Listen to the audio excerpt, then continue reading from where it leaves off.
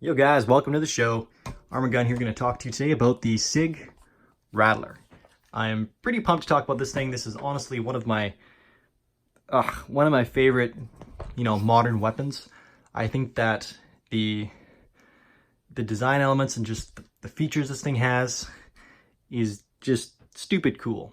The fact that they've packed so much firepower into such a small package just kind of blows my mind a little bit.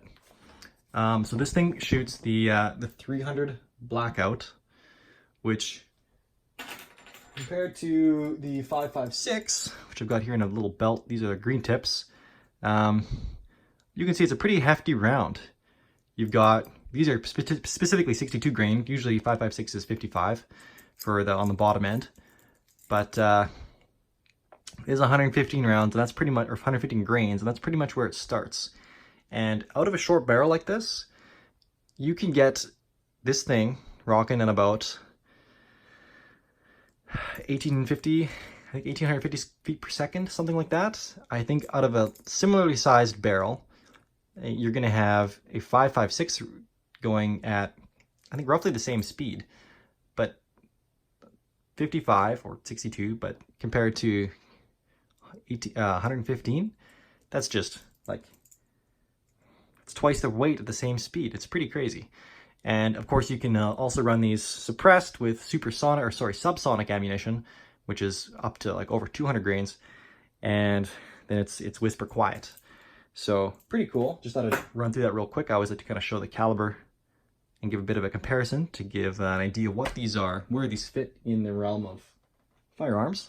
But man, I just, again, can't believe how much action you get in such a little package. I know that was what this was specifically designed for.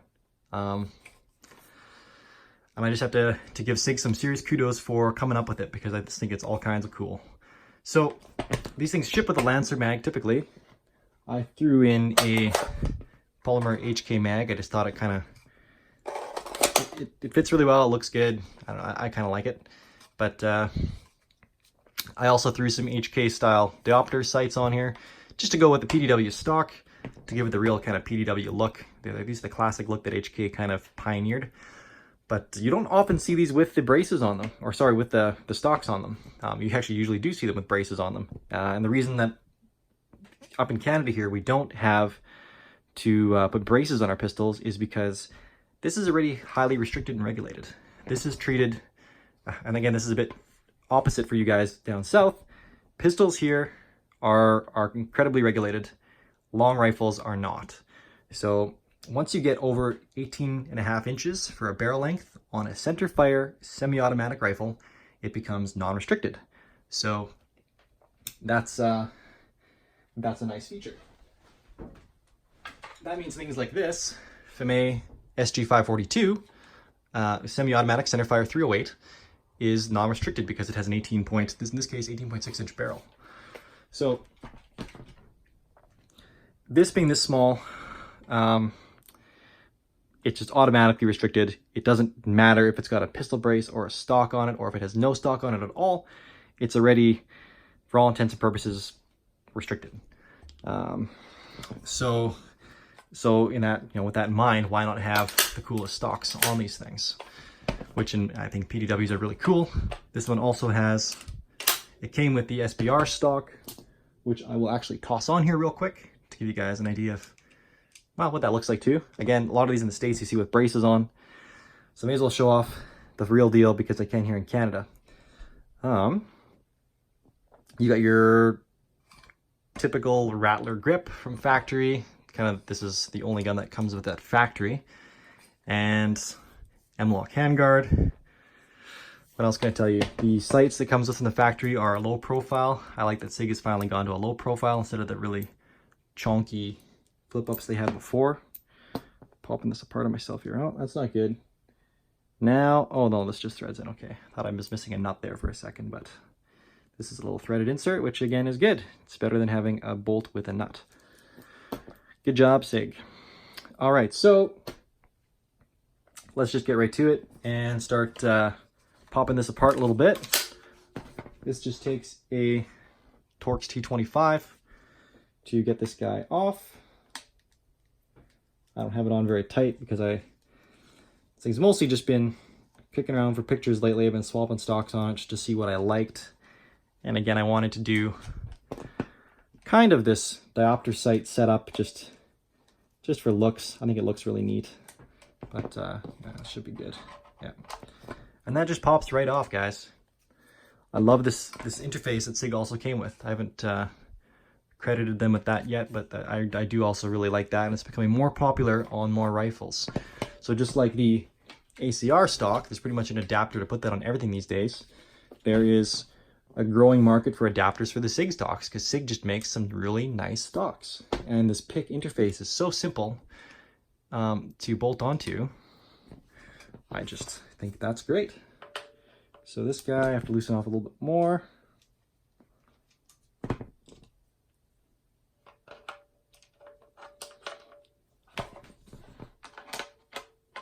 There we go. Well, let's go. There we go. Perfect. Thanks for bearing with me. Okay, so I'll just get that just a little bit snug. So that's the SBR stock, and I think that this thing is really cool because now look how tight and compact this thing is. It's unbelievably compact. I will contrast that to the MPX with a, again, folded stock. Look at that. Look how much difference. It's crazy. So this has an 8-inch barrel, whereas this has like a 5 or 5.5.